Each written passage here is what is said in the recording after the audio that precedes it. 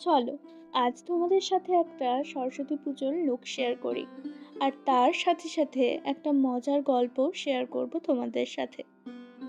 আমার কাছে সরস্বতী পুজোর মেইন অ্যাট্রাকশনই ছিল এই পড়তে না বসার ব্যাপারটা। সরস্বতী পুজোতে যে পড়তে বসতে হবে না সেটা তো সবারই জানা।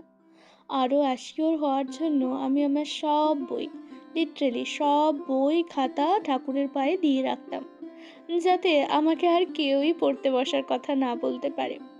যাক গিয়ে, আমার এই রকমই সাটেল লুক পছন্দ সরস্বতী পুজোর জন্য।